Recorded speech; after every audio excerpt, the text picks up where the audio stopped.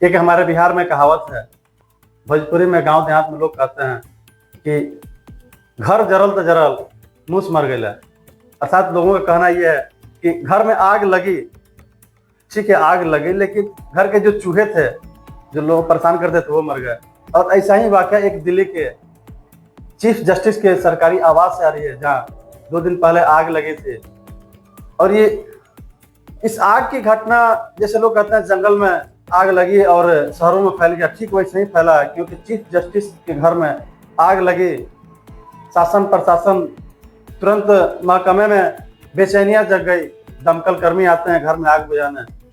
तो पता चलता है चीफ जस्टिस महोदय की एक कमरे से अनअकाउंटेड रुपए मिलते हैं, जो कि बहुत मात्रा में होते हैं। हर तरफ सोशल मीडिया पर, प्रिंट मीडिया के माध्यम से लोगों को देखने सुनने को मिल रहा है कि एक चीफ जस्टिस वर्मा जी के यहाँ से करोड़ों रुपए मिलते हैं, जो कि अभी कहीं गिनती में नहीं आया, कहीं किसी इस चीज की ऑथेंटिक जानकारी किसी को नहीं हो पाई है कि कितने रुपए है। लेकिन एक चीज लोगों के मन में शंका पैदा कर रही है कि अगर कहीं किसी छोटे कर्मचारी या दूसरे किसी विभाग में कोई भी किसी स्तर के कर्मचारी हो, नेता हो, व्यवसायी हो, अगर इनके यहाँ आय से अधिक संपत्ति या नकदी पाए जाते हैं तो तुरंत कार्रवाई होती है, गिरफ्तारी होती है, और यही कोर्ट, यही जज तुरंत ऐसे कांडों पर तुरंत संज्ञान लेते हैं और कानूनी कार्रवाई, कानूनी क्रिया प्रक्रिया शुरू हो जाती है। और आज उसी कोर्ट के एक न्यायाधीश, न्यायमूर्ति, जिनके यहाँ से करोड़ों रुपए एक कमरे से मिलते हैं, जिसकी कहीं कोई सुगबुगाहट नहीं, किसी महकमे में कहीं कोई बेचैनी नहीं है, लोगों के मन में एक अलग शंका पैदा कर रही है कि जिस कोर्ट, जिस न्यायाधीश पर हम विश्वास करते हैं, उन्हीं न्यायाधीश के यहाँ से करोड़ रुपए मिले, कहाँ से मिले, कैसे रुपए हैं, ये अनअकाउंटेड रुपए एक जज के सरकारी आवास में कहाँ से आए। और इससे भी गंभीर बात यह है कि अगर कहीं कोई रुपया अनाधिकृत तरीके से अगर कहीं बरामद होता है तो उस पर कानूनी कार्रवाई होती है, तो यहाँ पे जज महोदय के यहाँ से पैसा मिलने के एवज में कोई कानूनी कार्रवाई ना करते हुए इनको फिर से एक तरह से कहा जाए कि तोहफा मिला है कि जहां जिस हाईकोर्ट से दिल्ली हाईकोर्ट में गए थे, वहां से फिर इनको इलाहाबाद हाईकोर्ट में वापस भेज दिया जाता है एज ए चीफ जस्टिस के रूप में।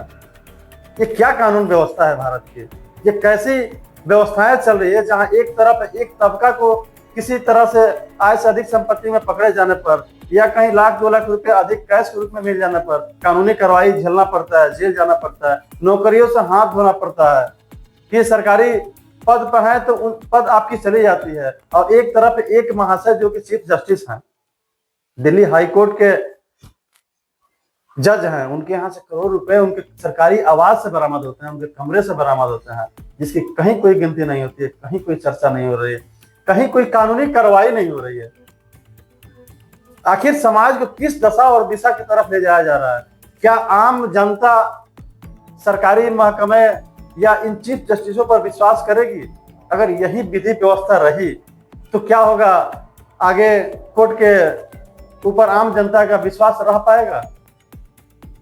ऐसे तमाम मुद्दे लोगों के मन में चल रहे हैं, तो तमाम भ्रामक सवाल लोगों के मन में उत्पन्न हो रहे हैं,